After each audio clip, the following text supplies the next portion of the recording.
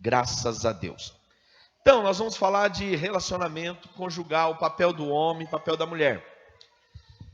Mas hoje, como é a última noite de vocês nesse curso, eu conversei com o pastor Caio se eu poderia ter liberdade de fazer um panorama de tudo isso, que envolve uma família, um casamento. E ele falou que podia, então eu não vou me deter em alguns pontos com bastante tempo, mas eu gostaria de passar. Primeira coisa que nós precisamos entender, irmãos, casamento, numa linguagem do mundo, ela não funciona. Minha esposa, ela tem uma outra função, é advogada.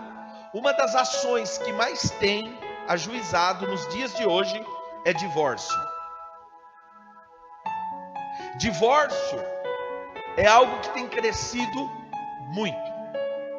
Talvez porque a grande massa dos casais não tem oportunidade de estar num espaço como esse, para que nós possamos tratar de um assunto de extrema relevância para a sociedade, para uma empresa, para o comércio, para a igreja, para o Brasil, para uma nação. Família é a base. E o diabo, ele está entrando de sola na família. Como que ele entra de sola na família? O diabo, ele usa de uma estratégia de influenciar a mente humana. Ainda mais hoje, por conta da facilidade que nós temos no mundo, pela internet, você vê coisas que não são verdade, você vê coisas que estimulam a sua fantasia emocional, e com isso você acaba deparando com a tua aliança, com o teu casamento, e você vai se frustrando. Então escute, eu quero afirmar no nome de Jesus: casamento é uma instituição constituída por Deus. Casamento funciona. Você sabe como é que começa o livro do Gênesis? Falando de casamento, Adão e Eva. Sabe como é que termina a Bíblia em Apocalipse? Deus falando de casamento, a noiva com o noivo, o Senhor Jesus, que é o arrebatamento. O arrebatamento é um símbolo do casamento. Então a Bíblia começa e termina falando de casamento. E durante toda a Bíblia, Deus fala de aliança. Casamento não tem como dar errado, desde que o Senhor Jesus seja o alicerce desse casamento.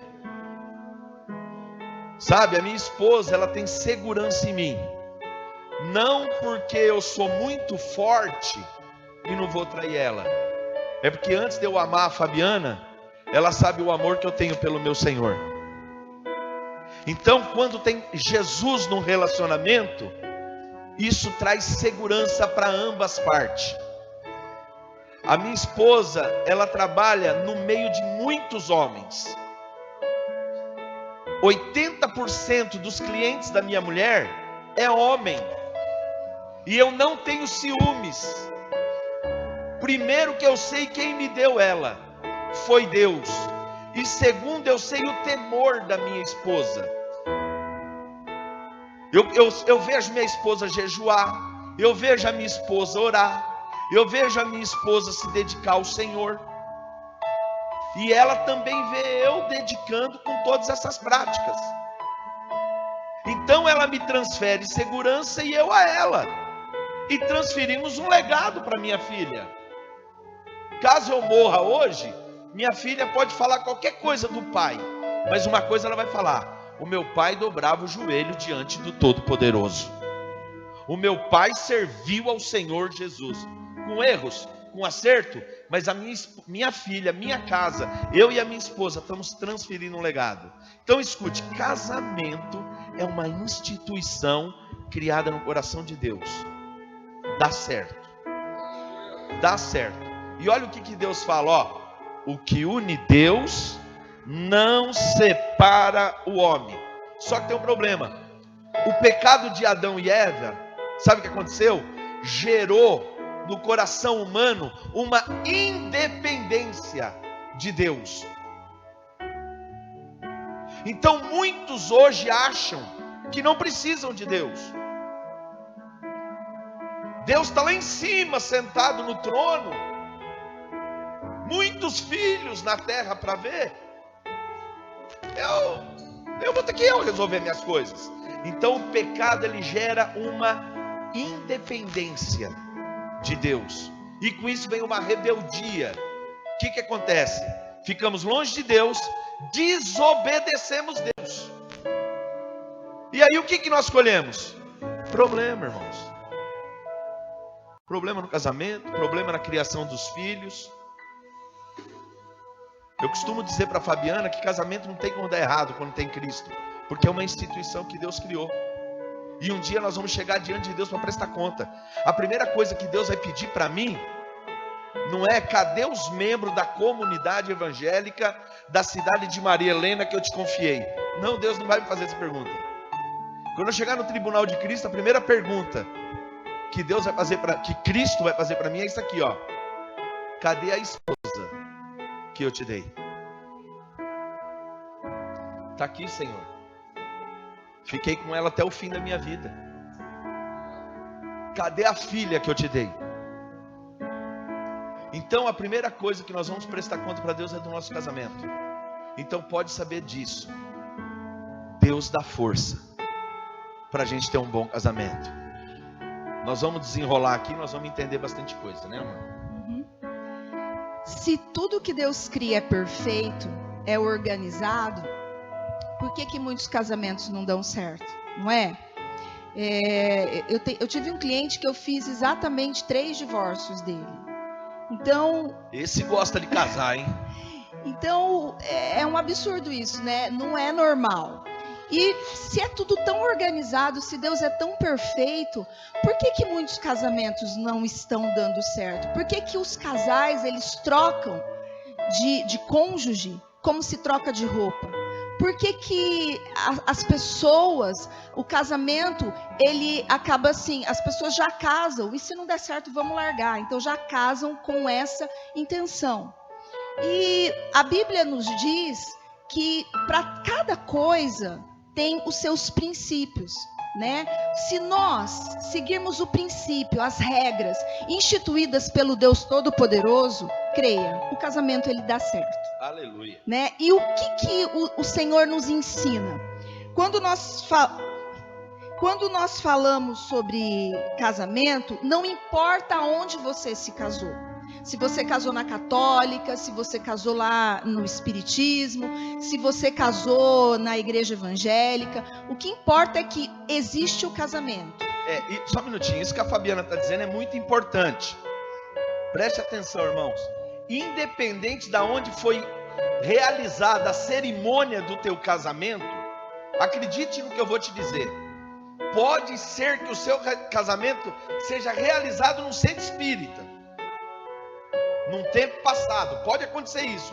Escute, tem que se casar de novo? Não necessariamente, porque o princípio, o casamento não é do demônio. Casamento é algo de Deus, independente de onde for realizado.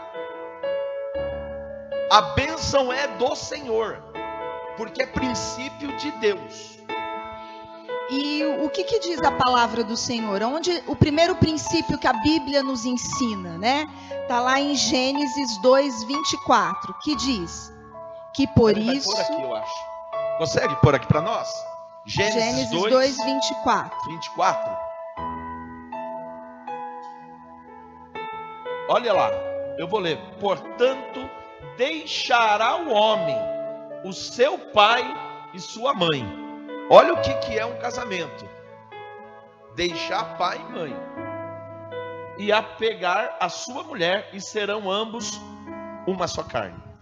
E quando a Bíblia nos ensina que é deixar pai e mãe, esse deixar é geográfico. O que significa isso? Que nós temos que realmente ter a nossa casa. Nós não podemos morar com pai e mãe.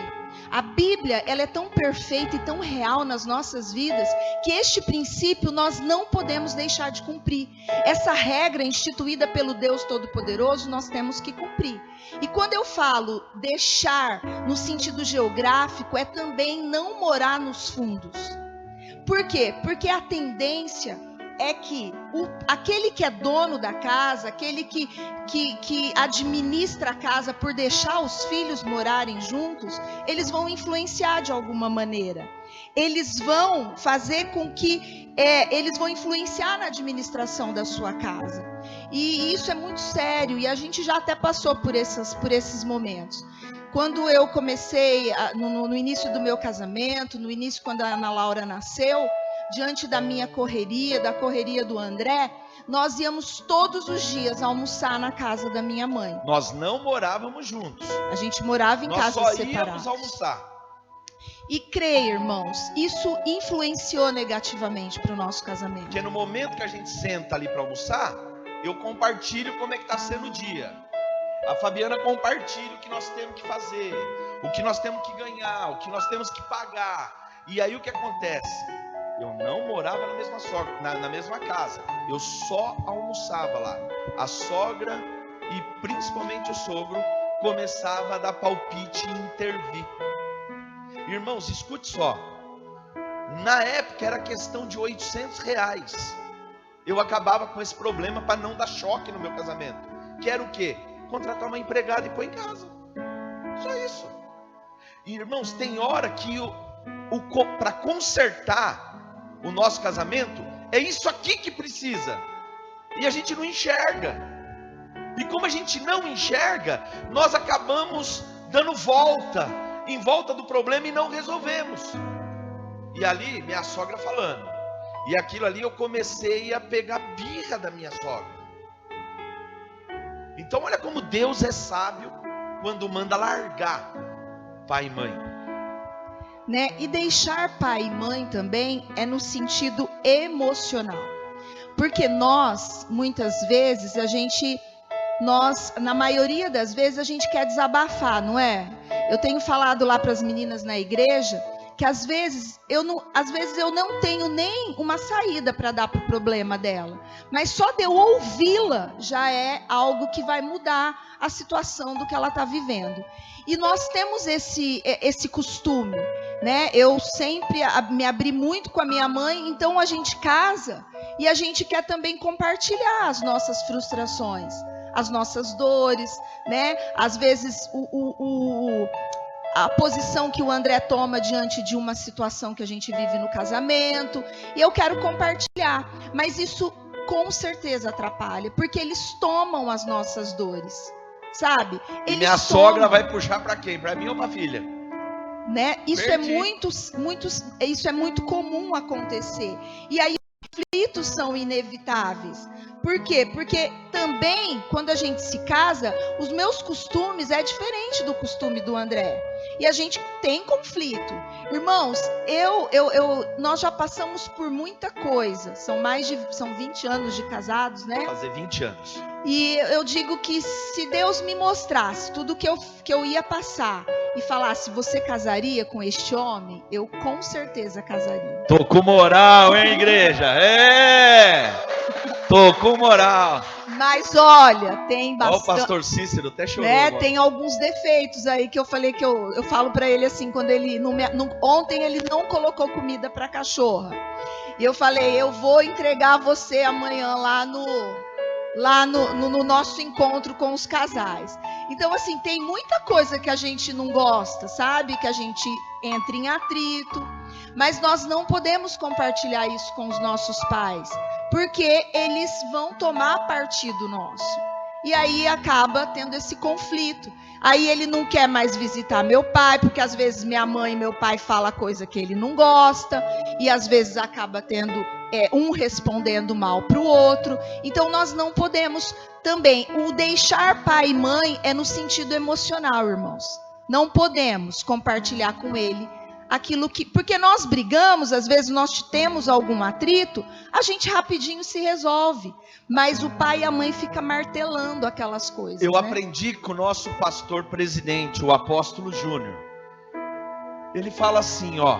Ele é um padrão de casamento para mim, acredito, para a maioria dos nossos pastores. Ele fala assim, bom, briguei com a Dani. É a mulher da minha vida. Eu não vou largar ela. Está escurecendo.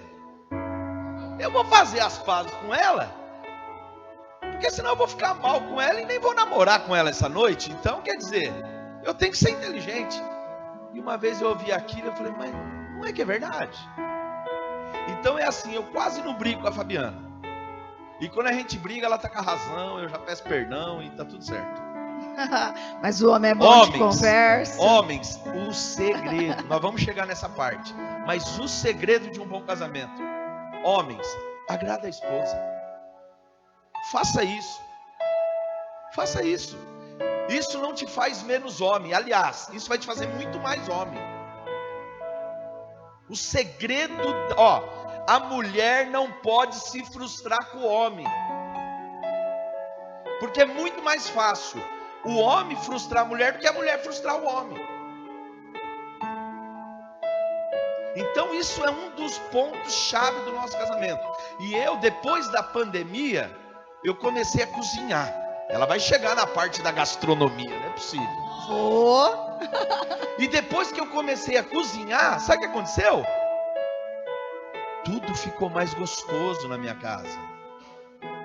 A gente, eu, a filha e a mulher, vai para a cozinha. Um corta o alho, o outro a cebola, o outro faz isso. Então, quer dizer, uniu a família. Agora vem cá, 20 anos de casado, 18 anos da minha vida, eu não experimentei isso. Não esquentava nem o arroz para comer na janta. Nada. Homens, o segredo é a gente agradar as esposas. Pensa no que eu estou te falando. Isso não vai tirar a sua autoridade de cabeça do lar, do homem da casa. Não. Vai ficar mais gostoso. E é tão real, sabe, irmãos? Porque assim, é tão gostoso, a gente trabalha tanto, né? Tá estressada, aí chega lá em casa, ele cortou a cebola, fez o arroz, né? Ontem eu até dancei com ele, de tão alegre que eu fiquei. Não, filho. Aqui não, mas é pé de varsa. A gente dança, Opa, né? Só tava nós dois lá. Então a gente dançou lá perto da churrasqueira e ele tava fazendo churrasco. Mas isso, irmãos, 18 anos, às vezes eu chegava em casa, ele tava deitado no sofá e Ana Laura em outro, me esperando. Eu já mudei, irmão, já mudei. Para saber o que ia jantar. Então essa pandemia, como sempre tem o lado bom, né? Então esse homem virou um Master Castro. Olha, os irmãos ficam até, porque ele posta, né? Ele coloca nas redes sociais. Eu até parei um pouco, porque tem muita gente querendo ir em casa. E faz pratos diferentes. Ele fica na hemodiálise, no YouTube, pegando a receita. Aí ele pega... Camarão na moranga. Imagina. E ele é super churrasco organizadinho. De vários níveis. E ele é organizadinho. Então aí dá gosto de comer, né? Chegar, tá tudo pronto. O gosto, então, maravilhoso. Né? E... Isso é coisa de mulher apaixonada, viu? Volta pra fora, volta. Então, meninos, homens, deixar a jantinha pronta a hora que a gente chega, a comidinha pronta para nós é maravilhoso, viu? Aí a gente se agrada, aí a gente quer agradá-los também à noite, não é assim? E quando falamos em deixar pai e mãe, também no sentido financeiro, né? Nós sabemos que passamos por dificuldades mesmo, por problemas financeiros que às vezes até contamos com a ajuda dos nossos pais. Mas creia, irmãos, nós temos um Deus que ele é dono do ouro e da prata. Aleluia. Nós temos um Deus que não deixa faltar o pão de cada dia. Porque nós nunca vimos um justo mendigar o pão. E se é uma promessa, e se é um princípio estipulado na palavra do Senhor, nós podemos crer. Porque o Deus que nós servimos, ele não é homem para mentir, e nem filho do homem para se arrepender. Então creia que nós não precisamos depender financeiramente dos nossos pais. O Senhor nos dá a graça, o Senhor abre a porta. O Senhor tem um manancial vivo de prosperidade financeira para as nossas vidas. Porque isso faz com que os pais, eles querem governar as nossas vidas, administrar o dinheiro. E quando nós deixamos pai e mãe, quem tem que cuidar das finanças é o casal. E isso atrapalha no relacionamento. O Senhor é tão tremendo e tão sábio, né? Meu pai falava assim: como é que eu vou acreditar na Bíblia, que é um comedor de arroz e feijão que escreveu? Mas é impressionante que tudo que está escrito lá, eu creio que pode ter sido homem, mas foi inspirado, porque não tem como. A palavra ela é muito viva e ela se completa. Irmãos, ela é atual nas nossas vidas. Aleluia. Realmente, se a gente não cumprir esses princípios, graças a Deus. Esse casal que não cumpre esses princípios, essas regras, eles têm problema. Uma hora ou outra eles vão ter conflitos no casamento e que levam até o divórcio, né? Aliança é algo muito sério. Deus, então, irmãos, preste atenção no que eu vou te dizer. Eu disse ontem pregando. Eu estou trazendo umas mensagens de Apocalipse e nós estamos falando do Apocalipse capítulo 4 e Maria Helena sobre o trono de Deus. E diante do trono de Deus tem o arco-íris, que é uma aliança que Deus fez com o homem lá atrás. Presta atenção no que eu quero te afirmar. Toda aliança que nós fazemos aqui na terra, ela fica registrada diante do trono de Deus, de alguma maneira. Preste atenção nisso. Aliança é algo sério. Você pode quebrar a sua aliança aqui na terra. Pode. Não deve. Mas você pode. Porém, ela vai ficar remontada lá. E no dia de prestação de conta vai complicar. Aliança não se quebra. Aliança não tem trinco. Aliança é até que a morte o separe. Esse é o voto que nós fizemos no casamento. E escute, Deus não gosta de voto de tolo. O que é o voto de tolo? Você falar e não cumprir. Isso é muito sério. E pessoas, antigamente, o meu avô dizia que para comprar e vender era no fio do bigode. Hoje a maioria dos homens usa barba, mas o fio de bigode não vale muito. Então a aliança as pessoas vão fazendo e vão quebrando como se fosse... E não é assim, irmãos, é muito sério.